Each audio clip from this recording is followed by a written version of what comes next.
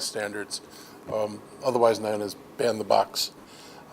We think this is important legislation. I want to thank my colleagues on the council for joining me, and Cherri Branson for working with me on this from the beginning. We have, I guess, myself and 4 co-sponsors now on the bill, which I take as a great way to start bringing legislation forward on this.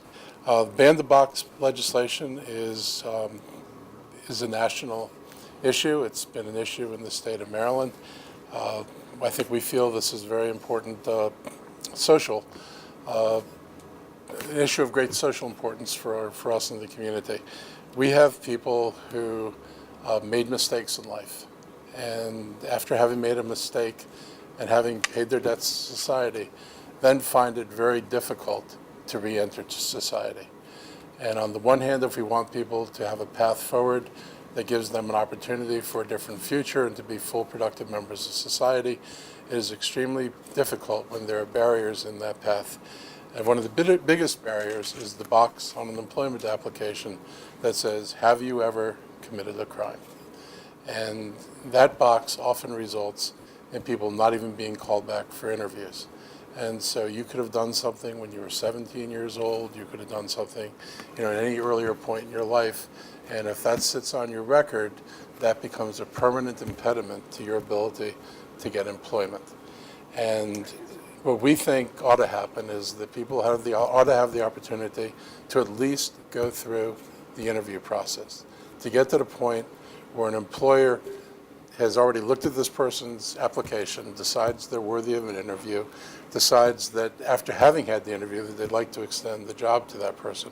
And at that point it becomes an issue where they can actually look at whether a person has done something. And what we're hoping happens is that a person who's sufficiently impressed with a person in the interview process will then be able to listen to an explanation from a person about what they did, why they did it, and also what kind of person they are now.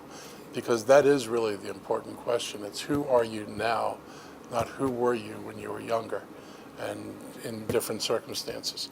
And so we feel with this bill, we can take a significant step forward. We have the support of the county executive, which is really, really important, I think, in all this. And I think that to the extent that we can do things at the county level, it's important. Some things are going to have to be done at the state level, and we're optimistic that the state will be bringing forward additional legislation. But we're going to try to do what we can at the county level. This bill does not require someone to hire somebody, and it does not put any penalties on somebody who chooses not to hire somebody. So some people have raised the issue, are you going to force people to hire people with records? And that's not true. All we want you to do is to give a person an interview and then decide what you want to do after having heard that person talk, and give them the opportunity to explain why this is on their record. So I want to introduce my co-sponsor, Cherri Branson, and we have a whole host of people up here who will be talking. I have a bunch of people.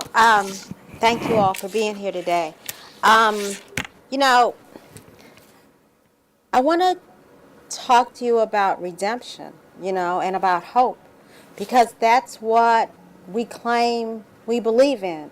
And that's what this bill actually says. We believe in a second chance. We believe in giving people an opportunity. That may seem kind of far-fetched that we're saying, well, you can't ask certain questions on an employment application. Guess what? When I first got a job, there were questions about race. There were questions about marital status. It was routine to ask people questions about their lives that we would consider absolutely crazy to ask now. But 30 some odd, many years ago, they were routine. Women were routinely asked about their marital status. They were routinely asked how many children they had. People were routinely asked about their race, because somehow or another, those things were deemed to be important. And they weren't really important. They just played into a narrative that people wanted to believe. And this bill is about a long line of breaking the narrative and giving people an opportunity to speak for themselves to tell their own stories.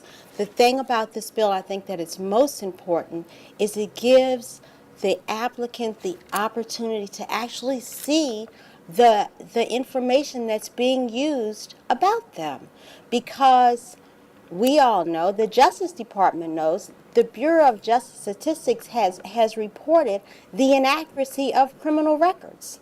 So if these records were great and were without error, maybe it wouldn't be bad to depend on them. But they aren't. These records have been found over and over again to contain errors. And that's one thing this bill does. This bill allows for the applicant to actually see the information that's being used if an adverse decision has been made. Not to challenge the employer, but to actually figure out, is this me? Is this me? Because if you're willing to admit to the things you did, if you're willing to admit, yes, I have a record, and here's what I did, and then suddenly the employer finds out, well, no, there's a whole lot more to you. Well, it may well be that what was said about you in those records is not you at all. They may have combined your records with someone else. Heaven forbid you have a unique spelling of your name or a very common name. Your records will not be error-free.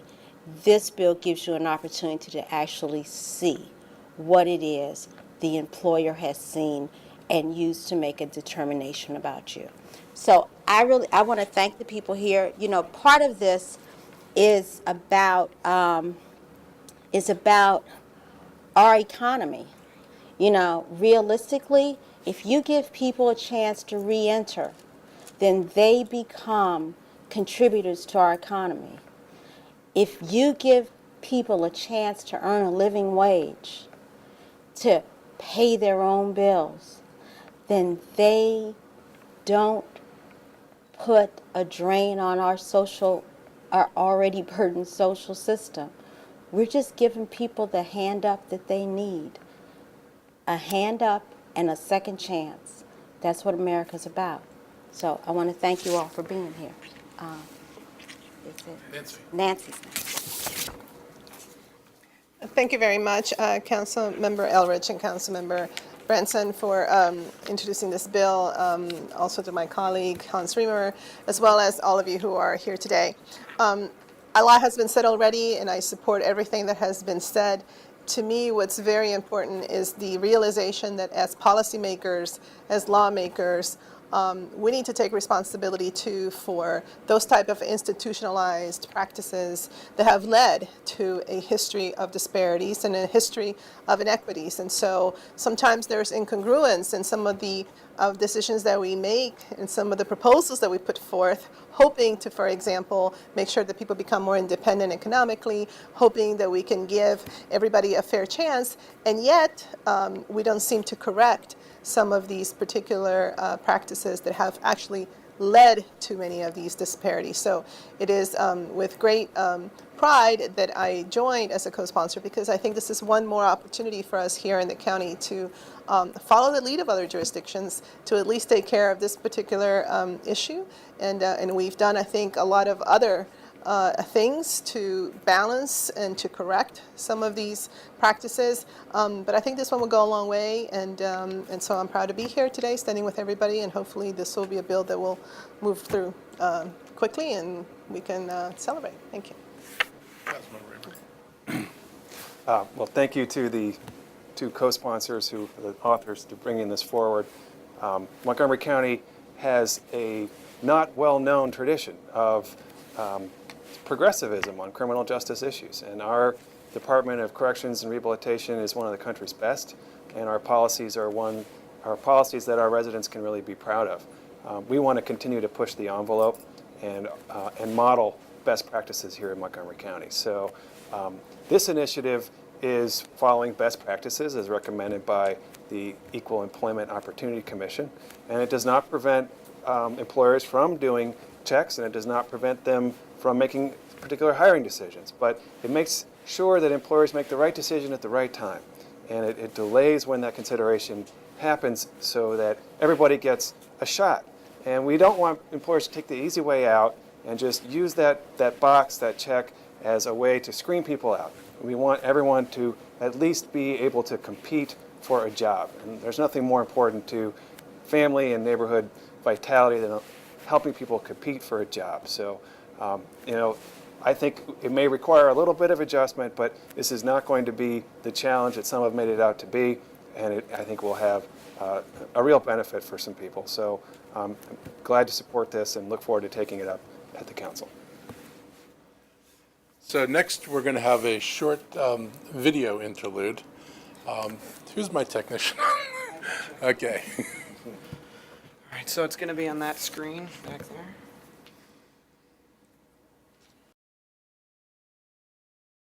My name is Donald. I'm 43 years old. Recently just came back to society from doing quite a few years in prison. My first 3 weeks out, I put in 7 applications. I haven't got a call back once from anything. No feedback whatsoever from any of the applications I put in. I get up in the morning, headed to my destination, which is advanced employment class. Okay. This is something I've been looking forward to doing. When I say I want to be whole, I want to be a whole person. I want to wake up in the morning knowing I got a place in society. I'm accepted.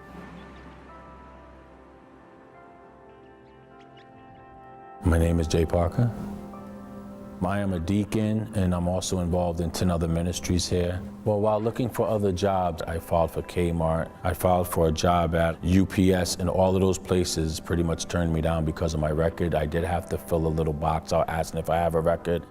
Most job applications have the question, have you ever been convicted of a crime?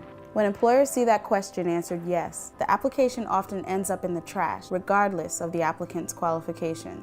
Ban the Box is legislation that removes this question from job applications and provides key protections against employment discrimination for people with records. Employers will still be able to conduct criminal background checks. I believe it would be different if that box wasn't on the application because, again, somebody would be able to sit down and speak with me one-on-one and actually get to know me for who I am instead of somebody that I used to be. Why do I want to work? I want to work because it gives me a sense of value. I need something to hold on to. I got my personal family. I got that's there. The love's there, that's great. But I need to feel like what I'm doing is worth something. I've been here for 11 months. My employer knows about my criminal record. They just seen something in me and they said, yeah, let's hire him right on the spot. Thomas is great. As an employee, as someone who accepts and maintains responsibility, he's the best one I have. 3 or 4 of my best employees have records, and they just want someone to give them a second chance, and they definitely deserve that. The young men out here, the young women out here who are getting out of jail, they need to know that they do have a future, so this way they can become something to the community, to the neighborhood, to their families, and to their friends, because as long as we continue to judge them on their past, that's where they're gonna stay. I'm ready to live now. I'm doing this for my future, and the future of my children, my grandchildren. That's why I'm doing this now. Everything I do today, I'm doing it so they could say, wow, my father didn't give up. He made mistakes, but he did not give up. He made something of his life.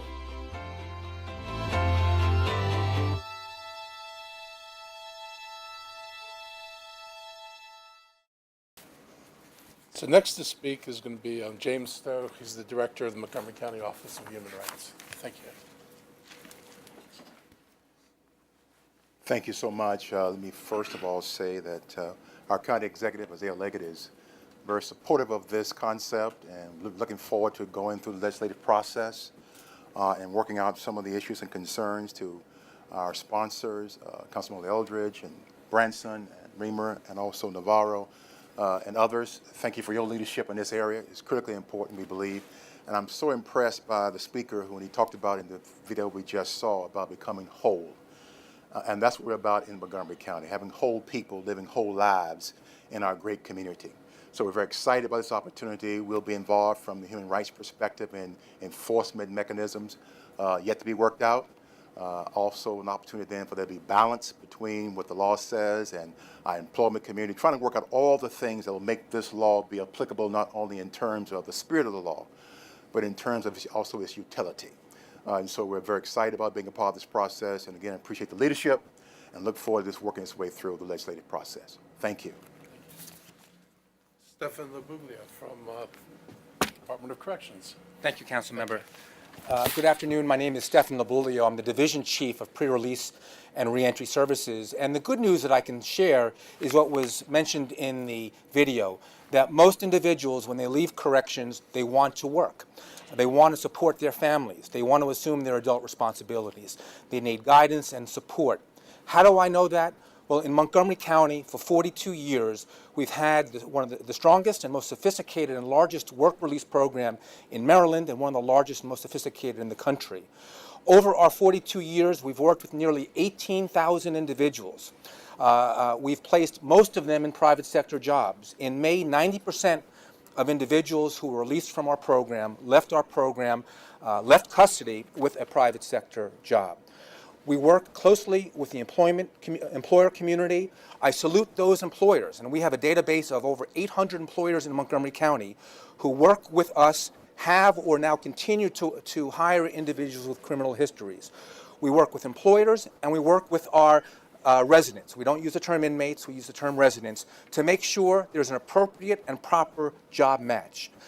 We stand ready to continue to assist employers in doing the right thing, which is conducting an appropriate review of candidates for positions that companies have available. Many of the companies that we have worked with have learned that our residents are eager to work, and again, with guidance, support, they can do so.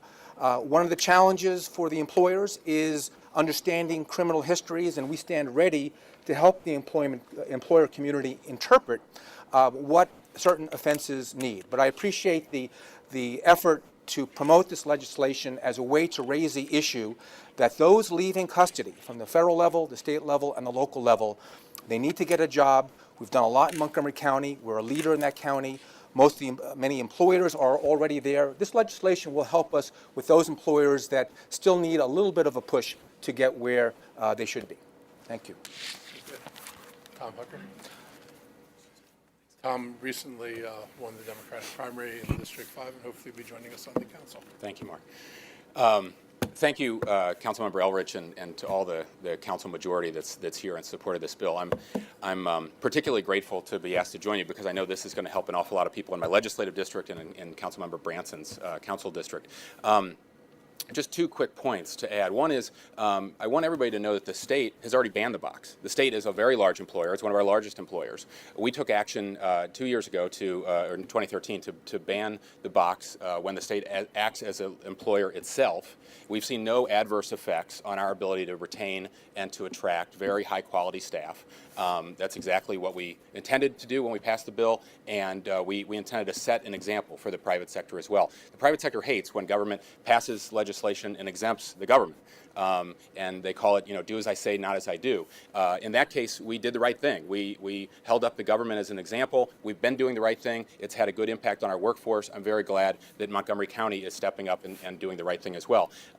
Second, I've been asked to verify that this will help state legislation pass through my current committee as well.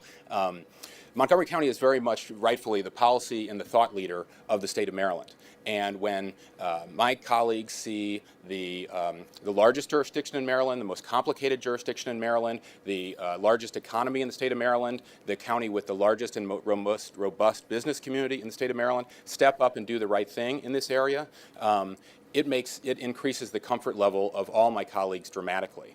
And when you get the large and powerful but sometimes fractious Montgomery County state delegation united behind a landmark piece of policy like this, it goes a long way toward making sure we have the 24 senators and the 71 House members it takes to pass legislation as well. So I'm very proud to be with you today and very grateful to Councilmember Elrich and the majority. Thank you.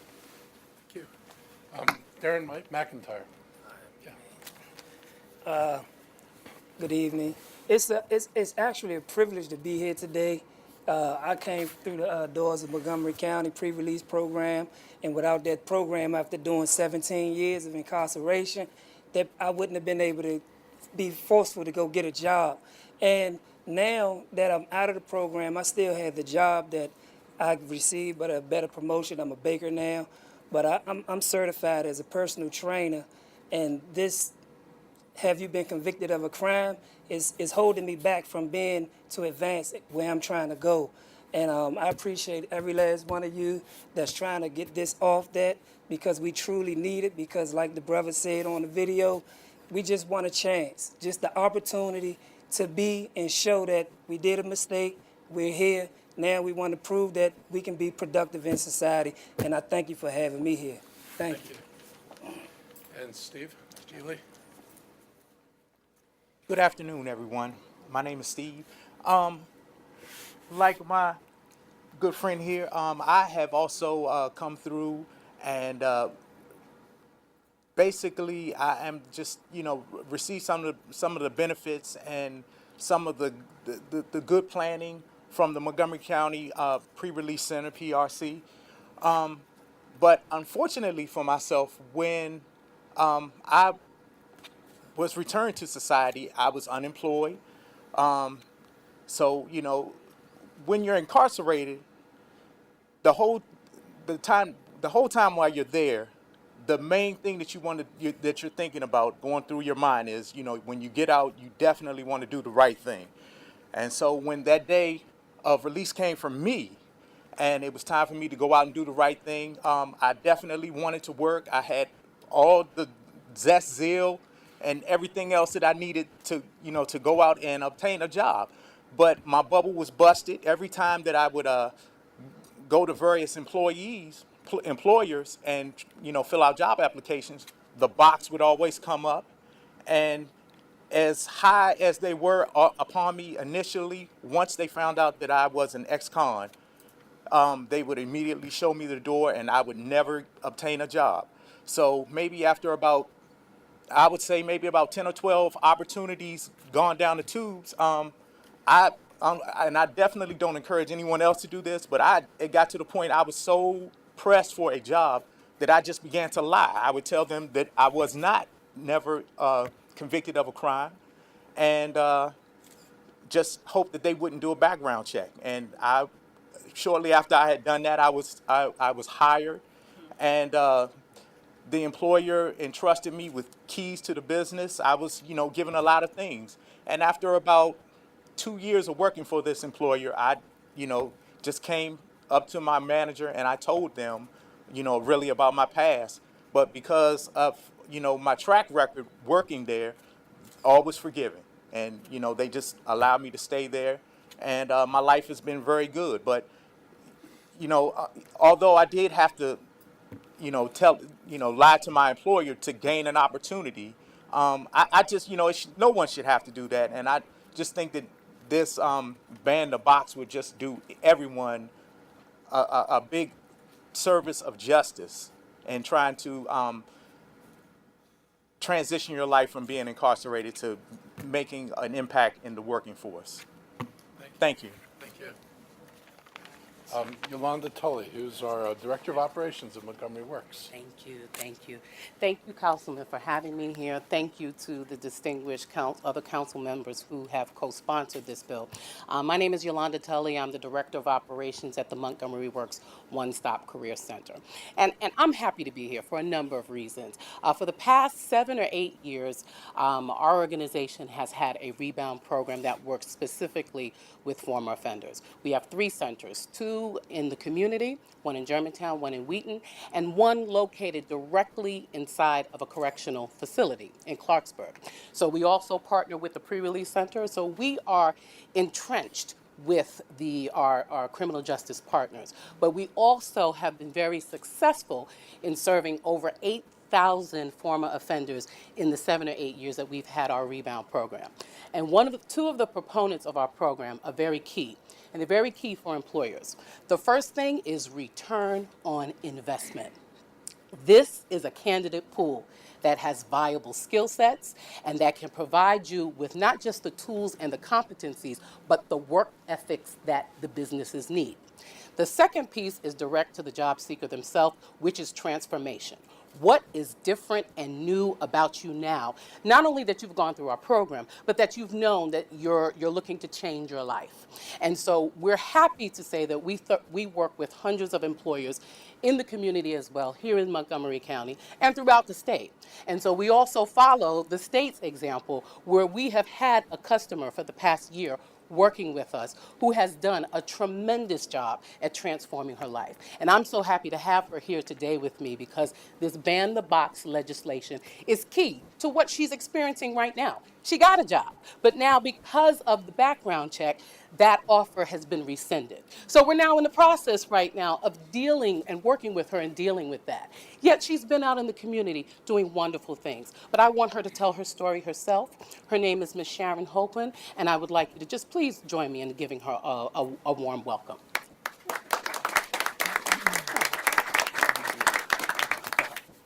Good afternoon, everyone. My name is Sharon Hopeland, and I had done 12 years in a federal prison. When I came out, I had a job.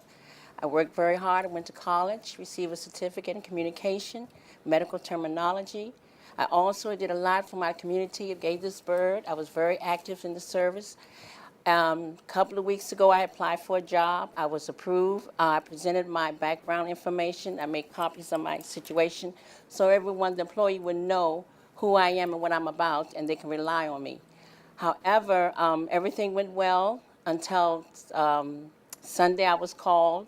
Sunday evening was stated that because of my case 25 years ago, that I wasn't qualified for the job.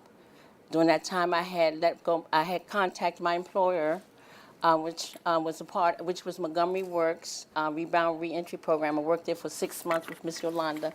I learned a lot there, and Friday was my last day. So I went to the organization that gave me the job at Rebound Reentry Program to see if I can get another job site. Well, I was turned down because my name was removed from the program. So as of today, I have no job. I still trying to find work in other places, but however, I won't give up, because whatever happened, it happened. And I'm very grateful that I'm able to continue on going with the attitude that I have to get a job, and not to allow my past be my future, because my future is more important than my past. So this program that Ban the Box is very important, because people like me, who works very hard, for herself and for the community, should have that second chance to be able to do the right thing, which I am doing the right thing. I'm very grateful to be able to do the right thing, and I would like to thank each and every one of y'all for listening to my story. Thank you. Very well said. Elrich James.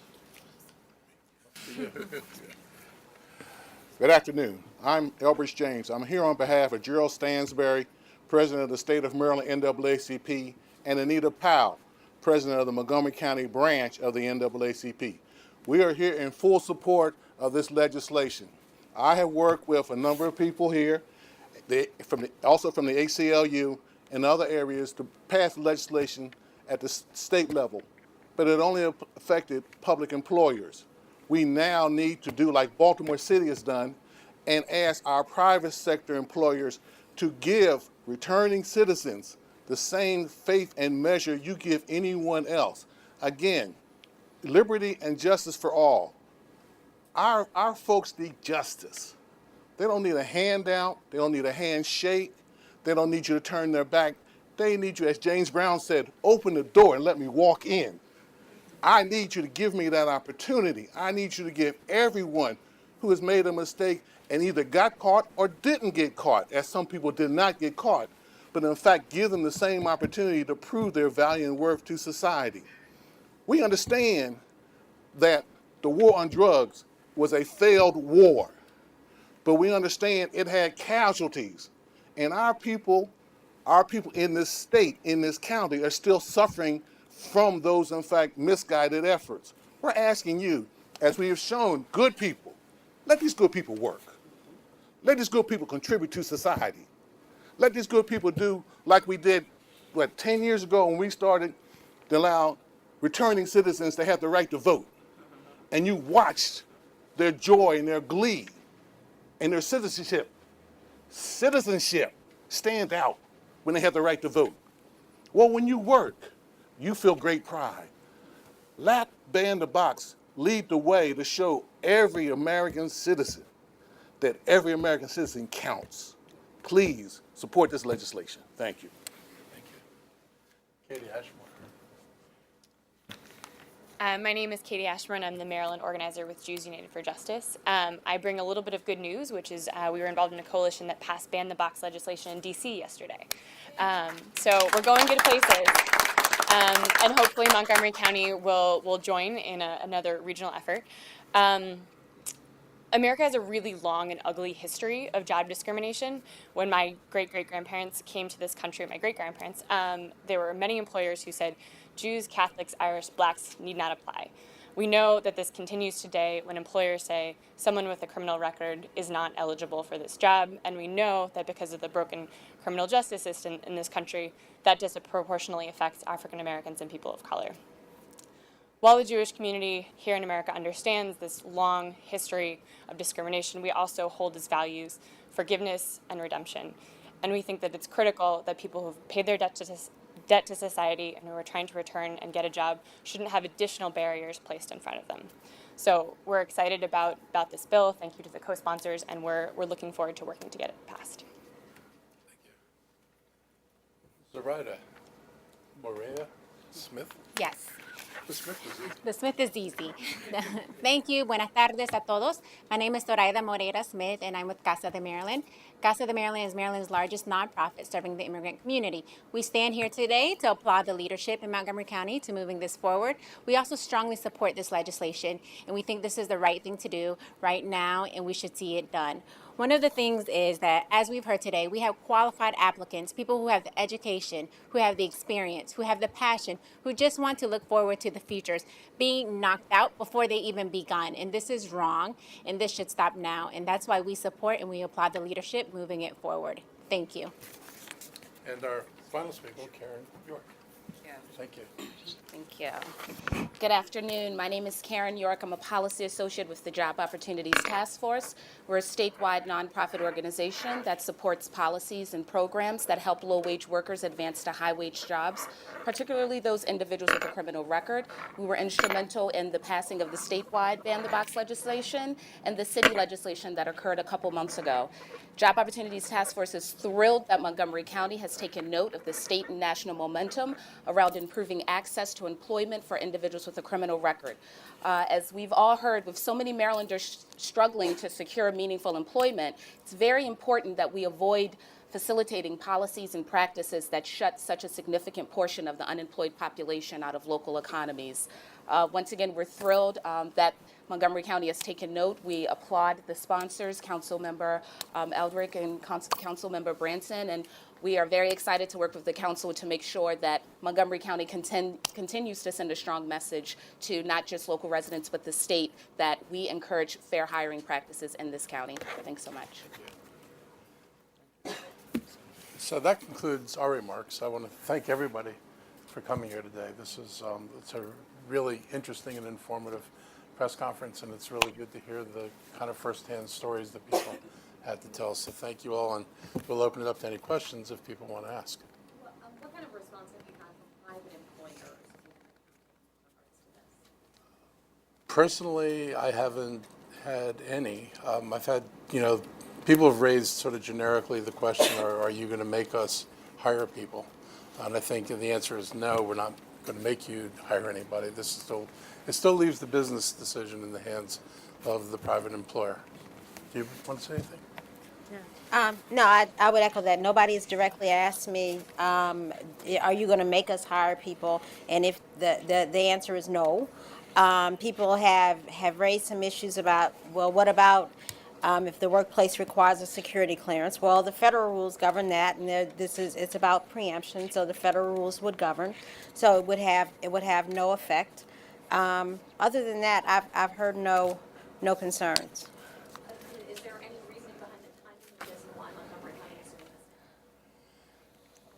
this? the election's over and we could focus on the reason why we get elected, which is to do policy. We had talked about this earlier.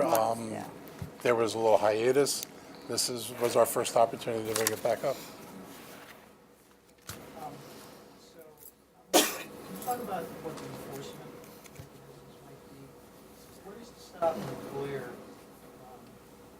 just electing not to do, just running a background check anyway, electing not to go to the interview stage with the candidate, saying he's got some other deficiencies in the application? Well, that's still one of the processes that we're working through. City of Baltimore, as you know, just recently passed their bill as well, and they really are trying to figure out how that mechanism is going to actually to work in terms of the enforcement piece. But clearly, one of the things we're talking about is that we're not taking the decision-making out of the hands of the employer, and that really is the theme that you ought to take away from today. What we are saying is that if you've gone far enough to be interested in this particular candidate, to at least be able to give them a conditional offer or to go even as far as to hire him or her, then obviously you would really want that person to work out. And so this just gives you a chance to kind of back up a little bit, particularly when you sort of find these things out, and then pursue anything you want to pursue at that point in time, whether it's a background check or any number of different kind of things that may require for your actual job site itself. So again, specifically to what we're doing today with this bill, we're still working on those kind of things. But the idea is to strike that balance between what makes sense for our business community, as well as those persons trying then to get their lives back on track by trying to get this job. So that's still yet to be determined, but clearly we'll make sure we're going to be fair and look very specifically at the issue of has he or her been given the fair opportunity to be considered for that position. Now, that really is going to be the thrust of our efforts. Does that make sense? What have other communities done? Have there been fines, or what kind of penalties have there been for employers? Are you aware? I'm not aware. I will tell you this, that the city of Philadelphia has a long history of it. Does somebody else have a thought about that, Karen? Well, the new legislation that the city just passed that goes into effect on August 15th, if an applicant finds that an employer has made some type of adverse action based on their criminal record, they would file a complaint with the city's Labor Relations Commission. The commission would then go through the proper process of calling a hearing and going through the due diligence of making sure that the employer did not use the record against the individual. If they do find that the employer continues to use the box in their application process, then the employer is fined up to $1,000. I'd just like to add that, what this is really about is trying to change culture. We pass lots of legislation, and there are always people out there when you pass legislation who are busy figuring out how to go around the legislation. So, what we try to do is say this is the right thing to do, and there are things you're not going to be able to do, like have this box on an application. We're trying to, I think, just send the message we want the culture changed. Anybody else?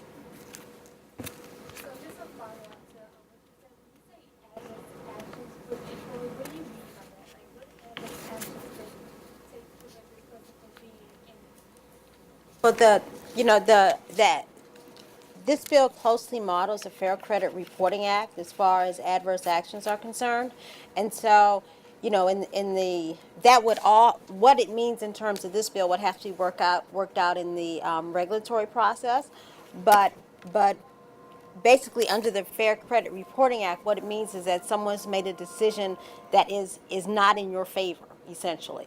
It might not mean that here. So until that's actually determined, it will be difficult to give you a concrete answer.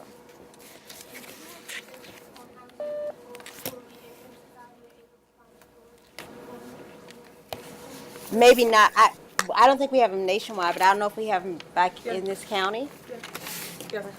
I can say in the 7 or 8 years that we've had our program, our rebound program, it's been over 65% of people who found gainful employment.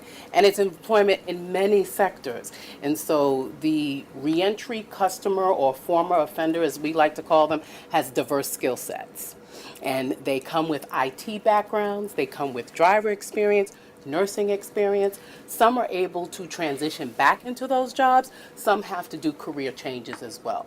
But we've been helpful in supporting them in those efforts. Some of them are veterans, so it's a dual benefit to the business community, and we've had an excellent relationship with the business community throughout the region that have seen these customers as strong candidates, and they're happy to hire them. I would just add from the Department of Corrections standpoint, in our work release program, we have very good statistics on placing individuals in private sector jobs. And I mentioned the statistic before. In May, it was 90%. Practically everyone who leaves a pre-release program is able to get a private sector job. And I credit that to sort of two ingredients. One is we work very closely with the employer community to make sure there is a good and appropriate review and job match. We also advocate with our residents so that they take full ownership of their criminal history as well, that they are prepared at the appropriate point to discuss what they have done and how they can contribute to the employer's bottom line. As I said before, we have found that most employers, when given the opportunity of the explanation, will give a fair and appropriate review based on the Equal Employment Opportunity Commission guidelines that were issued 2 years ago and perhaps promoted by this legislation here. So it is possible. We're seeing a high percentage of individuals getting jobs. I think one of the key factors of our program is able to guide individuals in the right job sectors. We do find that some individuals will have unrealistic views of where they can get employed and how much they can get a job for. And what we're able to do is steer them into certain sectors that are where there's a good job match and where they can be promoted down the line. So sector food services, construction, landscaping, automotive, these are many of the industries that will review grocery stores, that will review individuals that have criminal histories. You know, our greatest concern is that we do come across some employers who will just have a sort of a total disqualifier. And that is actually it's contrary to the Equal Employment Opportunity Commission guidelines. But those are the employers that we really want to work with. And again, share with them the success that many other employers are finding, that our residents, they are still in custody, they are still serving their sentence, they are contributing to the bottom line. You know, we tell our residents when they go out looking for a job, because they do have to find their own job, don't ask for pity, don't ask for, prove yourself. Allay the concern of the employer and prove that you can contribute to their bottom line. And again, the 800 employers that we've worked with and that are in our database right now show that there is a large employer community that is willing to fairly and appropriately review these candidates for employment. Albert, do you want to make a comment about that? I want to make this clear because I appreciate the work that the agencies are doing to allow returning citizens, ex-offenders, get employment. But the two things, they're only able to work with a portion of the population that comes out. And so we need to look at the whole picture, not just those that get the benefit. The county can't do everything. I applaud the county for what it's doing, but it can't do everything. That's number one. And as the good sister said over here, when in fact her name got removed from because she was going to get into the next level of employment, what happens 2 or 3 employers down the road when they still have that band in the box, when they still have that box, in the employment bracket? And then you have an employer who decides that on that basis only, I'm going to deny you employment. We have to look culturally as a way to, in fact, allow our returning citizens the opportunity, no matter where, no matter when, to get employment if they meet all the other criteria. Yeah. I just wanted to follow up with Mr. James and say, I think we need to be very careful about assuming that all the people that come out of corrections are in fact guilty of the crimes that they were charged with. A lot of people over the years, because of what Mr. James pointed out, a failed war on crime, a lot of people are pressured to take pleas precisely to get back into the community, to be with their families and take care of business, and they don't realize the consequences of what they've done. So when we talk about a debt to society, I think we need to be careful with that.